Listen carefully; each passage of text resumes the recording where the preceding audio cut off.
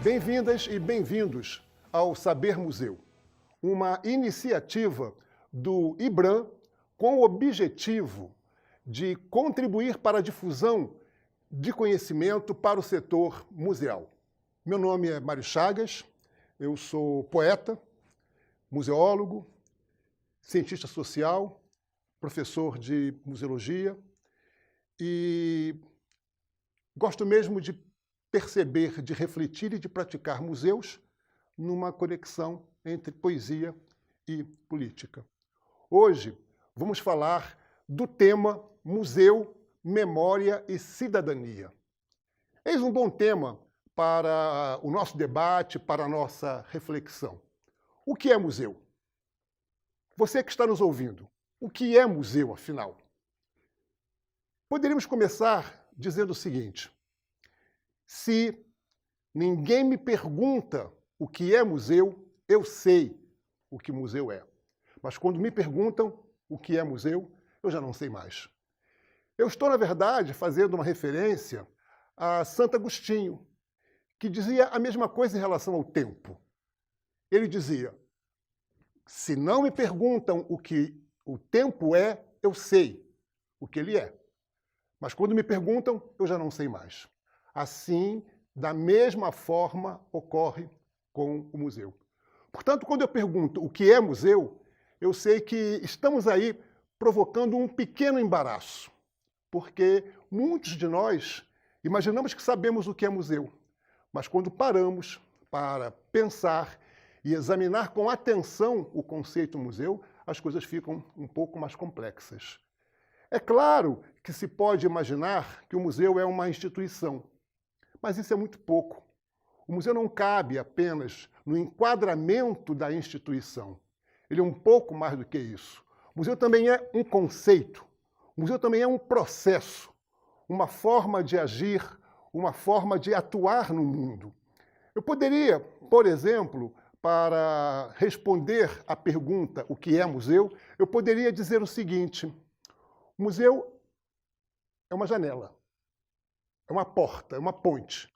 Os museus são janelas, portas e pontes, portais que articulam situações diferentes. Por exemplo, articulam tempos diferentes. Articulam passado e presente, articulam presente e futuro, mas também articulam pessoas diferentes. São capazes de colocar em movimento pessoas com culturas diferentes, percepções de vida diferentes, são capazes de articular culturas diferentes. Os museus, portanto, têm essa extraordinária capacidade de articulação e de conexão. Eu poderia dizer, os museus são pontos de conexão. Os museus são espaços poéticos. Os museus têm uma presença poética no mundo. Por quê? Como eles lidam com preservação, lidam com investigação, mas também lidam com comunicação, é no âmbito da comunicação que nós poderemos visualizar e identificar a dimensão poética dos museus. Os museus têm uma dimensão poética, um desejo de comunicação criativa com o mundo, com as pessoas. E isso faz toda a diferença. Essa dimensão poética nos museus faz também com que eles sejam espaços propiciadores de encontro. Os museus são produtores de encontros. De outro lado, essa dimensão poética não está dissociada de uma dimensão política. Então, aí nós temos um quadro importante para pensar os museus. São lugares de memória. Sim, não há dúvida de que os museus sejam lugares de memória, mas também são lugares de esquecimento. Nós não podemos ter ingenuidade quando lidamos com os museus, porque se de um lado eles têm essa dimensão política, de outro lado tem a dimensão poética, mas eles também acionam memória, mas também produzem esquecimento. Portanto, os museus são passíveis de manipulação. Nós podemos manipulá-los, né? Os museus atuam sobre nós. Eles são construções humanas, nós construímos os museus, mas eles também atuam sobre nós. Eles atuam sobre nós, eles nos constroem, eles nos informam, eles são sujeitos atuando em nós. né? E esse é um aspecto importante de ser considerado. Eles não são apenas objetos de conhecimento, são construtores também. Os museus são projetos poéticos e projetos políticos. E um não elimina o outro, ao contrário, um ilumina o outro. A poética ilumina a política ilumina a poética. Então, dentro desse, vamos dizer, desse quadro, né, onde nós podemos visualizar os museus, há um espaço para a criatividade, né? Uma criatividade que é percebida na poética, mas também é percebida na política. Fica, portanto, aqui a pergunta: o que é museu? É claro que nós poderíamos recorrer à definição operacional de museus do ICOM, o Conselho Internacional de Museus. Vamos observar essa definição, vamos ler essa definição com atenção. Vamos identificar ali o que são as características dos museus, o que são as funções dos museus, a finalidade dos museus. Tudo isso está lá, nessa definição operacional dos museus. Mas aí também surge um problema. Toda vez que nós definimos, nós colocamos limites. Nós delimitamos. Definir é produzir delimitações. E toda vez que nós delimitamos, definimos o museu, ele escapa pelas mãos. O conceito sai pelos dedos, porque ele não cabe. Toda vez que eu digo o museu é isso, ele já pode ser uma outra coisa. Ele será isso e mais alguma outra coisa. Toda vez que eu tento aprisionar o museu num determinado conceito, ele já se apresenta como uma outra coisa. Nesse sentido, eu gosto muito de pensar que o museu não é o território do é. Ele é o território do e. Ele pode ser isso e aquilo, e mais aquilo, e mais uma outra coisa. Ele pode ser aquilo que nós ainda não pensamos que ele possa ser. Bom, assim como perguntamos o que é museu, poderemos agora perguntar o que é memória. O que é memória? Eis aí uma outra pergunta complexa. Na verdade, dificilmente nós teremos uma resposta única para a indagação o que é memória. Poderíamos compreender que a memória não é alguma coisa que esteja no passado, ainda que possa se referir a um determinado passado. A memória tem presença no presente. Portanto, é no aqui e agora que a memória se coloca. É uma potência do presente. É nesse aqui e agora, nesse momento exato, né? Portanto, ela não é alguma coisa do passado, senão alguma coisa que, estando no presente, produz conexão com o tempo que já passou. Mas eu também posso perceber que a memória tem desejos de projeção no futuro, tem desejos de permanência, de se colocar adiante. O que é memória? Afinal de contas, o que é memória? Eu poderia, por exemplo, recorrer a Jacques Le Goff, um historiador, pesquisador, intelectual francês, e que, em seu texto Memória, logo nas primeiras linhas, ele diz: memória é um conceito crucial. E ela é um conceito crucial porque está atravessado e atravessa diversos outros conceitos. Ou seja, eu só sou capaz de perceber o novo com memória. Sem memória, eu não seria capaz de perceber o novo, a novidade. A memória articula também, por exemplo, a permanência e a mudança. Mas ela também vai articular a identidade e a diferença, ou a identidade e a alteridade. Então, repetindo, novo e velho, passado e presente, presente e futuro, alteridade e identidade, permanência e mudança, revolução e conservação, preservação e destruição. Tudo isso e muito mais é articulado pela memória. É nesse sentido que nós podemos dizer: a memória é um conceito crucial. E quando compreendemos que a memória não existe sem o esquecimento. Eu até poderia dizer que a memória e o esquecimento formam um par que dançam juntos. Eles dançam juntos. E aí a pergunta fica ainda mais complexa. Se eles dançam juntos, nessa imagem poética, se eles dançam juntos, que música dançam? E quem constrói essa coreografia? Quem contribui para essa dança?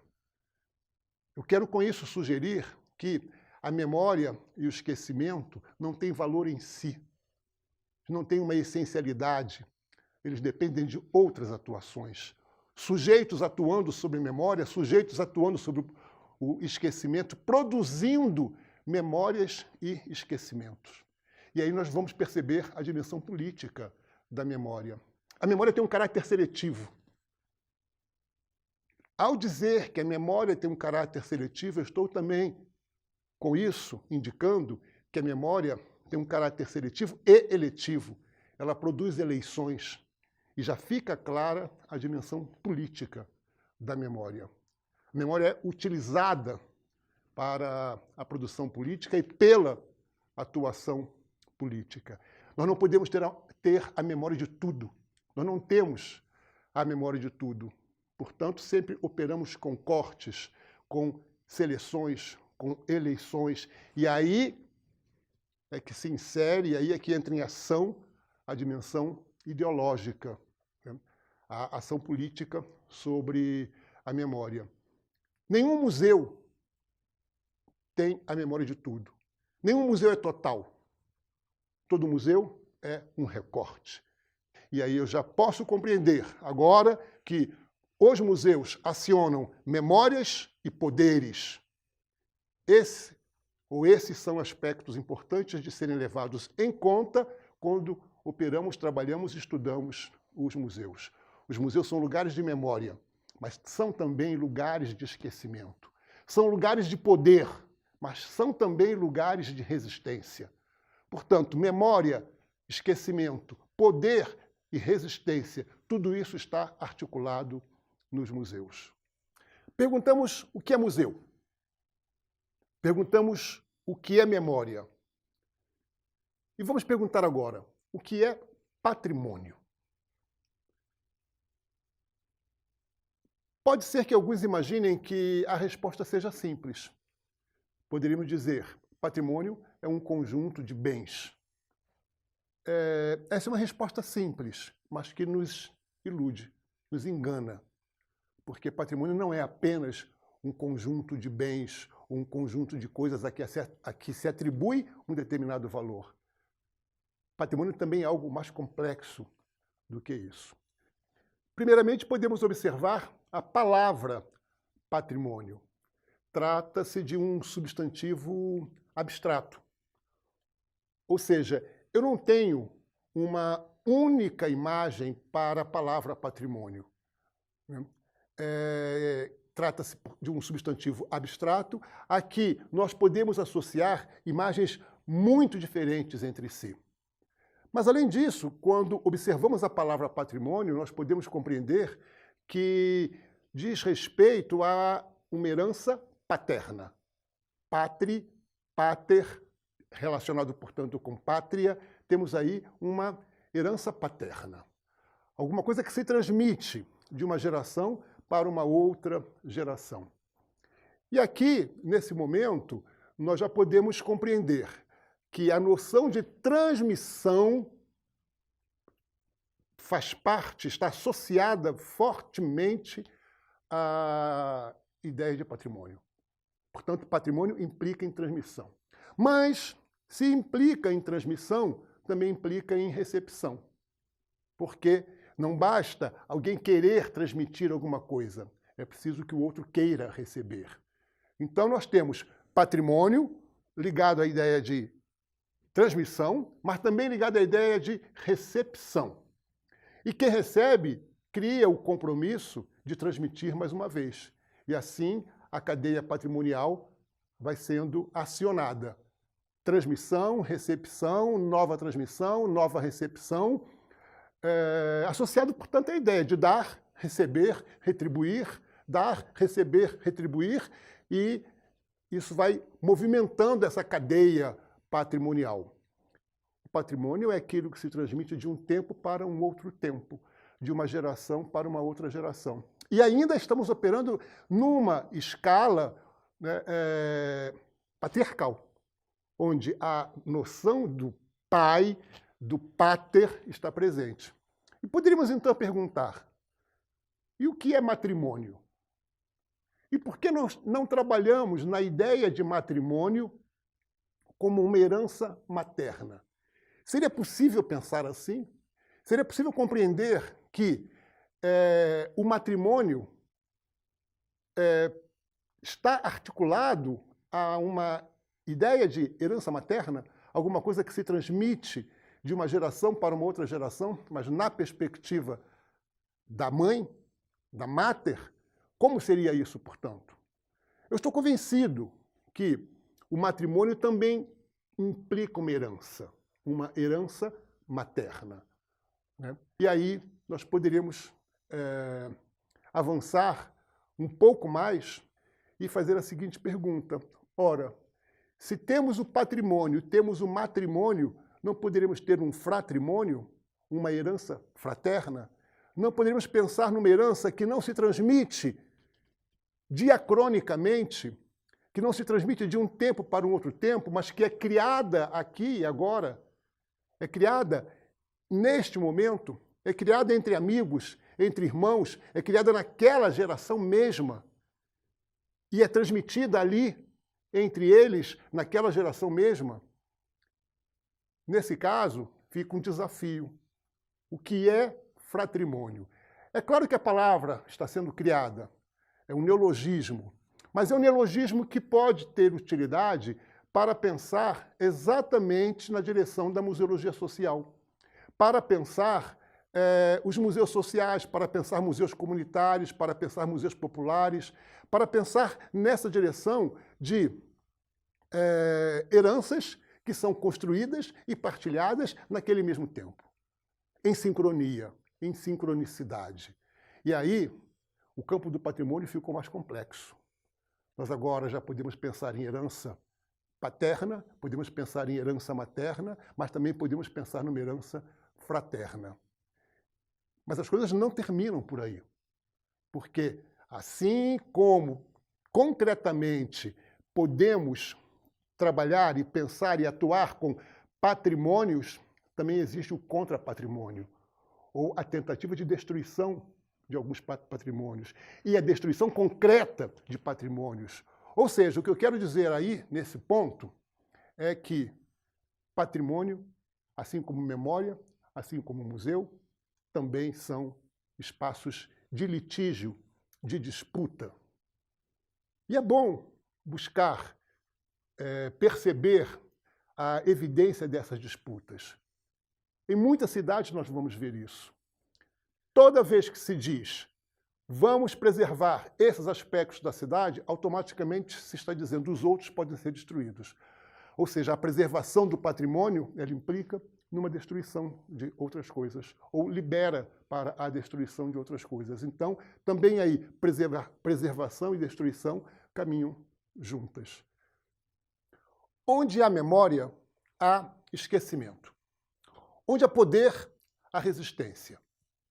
E os museus são, portanto, espaços complexos, práticas complexas que articulam memória, esquecimento, poder e resistência. Mas que evidências nós temos de que esses elementos estão presentes nos museus? Ora, os museus tanto vão servir para colocar em evidência determinadas memórias, quanto vão servir para a produção de esquecimentos e de apagamentos. Se olhamos para alguns museus históricos, e são muitos museus no Brasil que têm esse tipo de atuação, nós vamos encontrar ali apenas as referências a determinados grupos sociais, as oligarquias, a história da escravidão no Brasil, e mais ainda do que isso, a história dos negros no Brasil tem sido sistematicamente apagada, esquecida. E a história dos povos indígenas no Brasil, de suas vitórias, das suas lutas, das suas conquistas, mas também do genocídio que esses povos sofreram e continuam sofrendo, têm sido sistematicamente apagados, esquecidos. E é claro que esses esquecimentos também podem sofrer reveses e podem voltar à tona.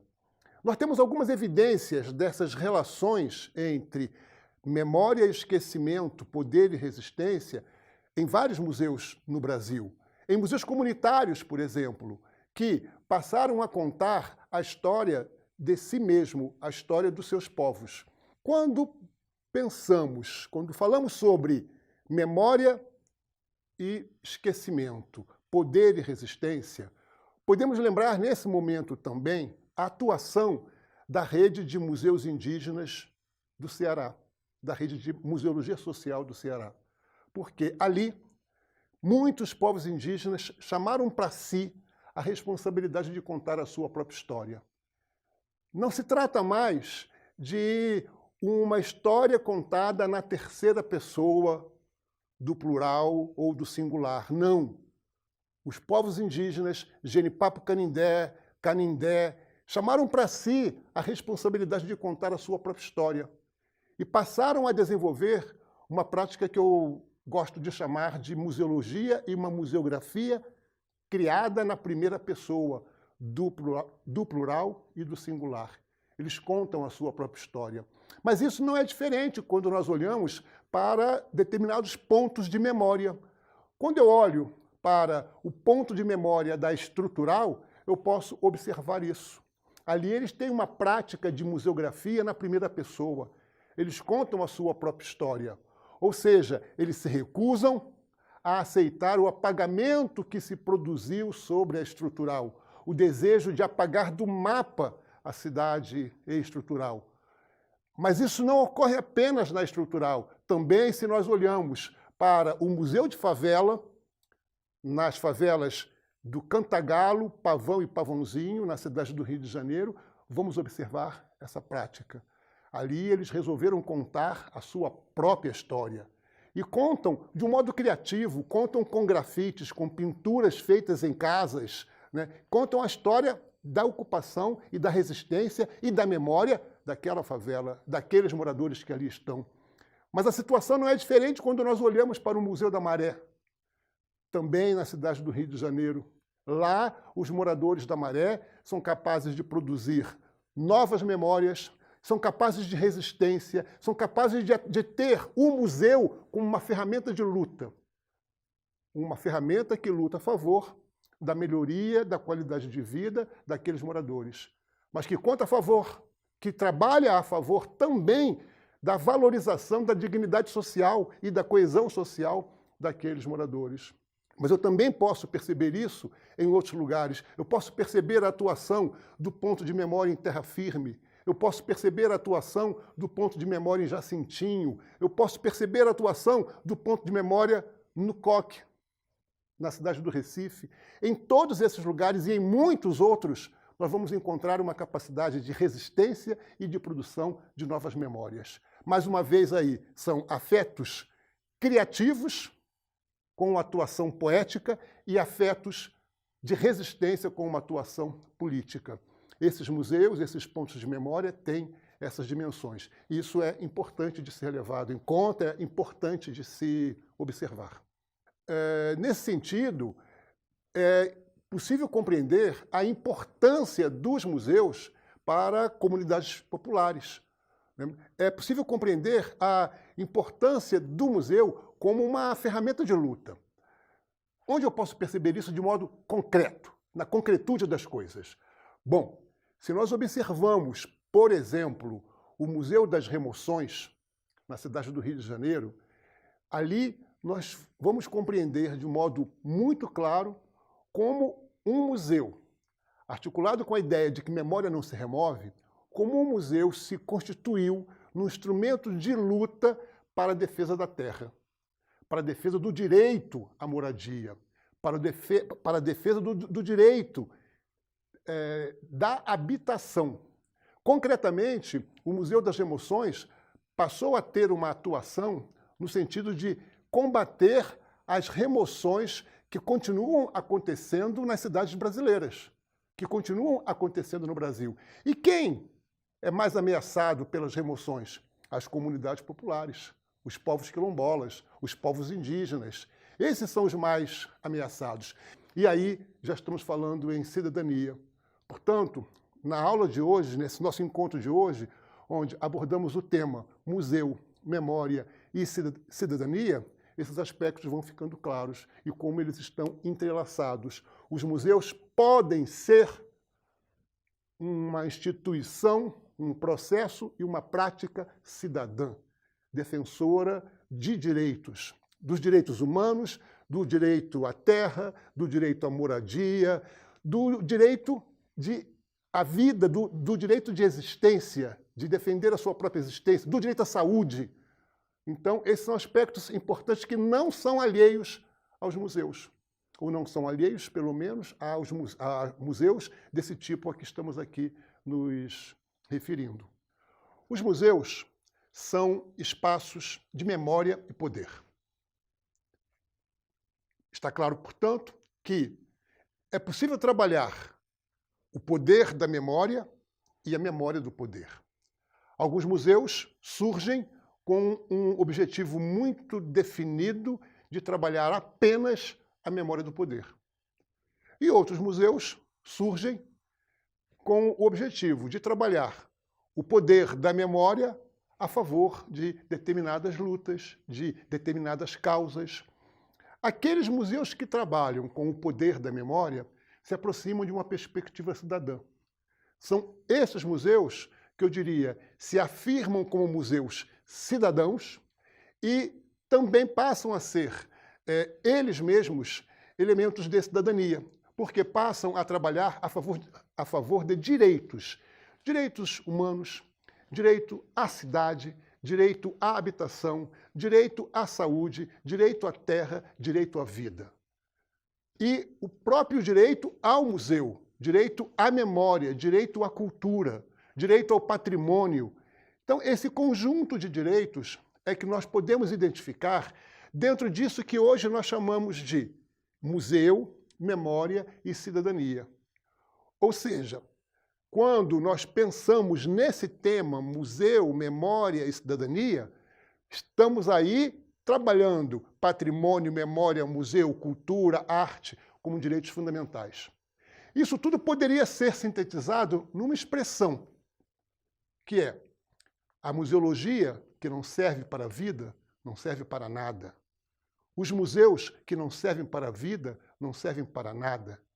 Está claro, portanto, que nesse tema, museu, memória e cidadania, nós estamos sustentando a importância da conexão do museu com a vida. São museus biófilos, museus que trabalham a favor da vida. E não de uma vida qualquer, não de uma vida abstrata, de uma vida concreta. É na concretude da vida, o direito à vida, a defesa da vida, a vida em relação. É aí que o museu ganha a sua maior potência, a sua maior força. Então, os museus são espaços poéticos e espaços políticos a favor da vida.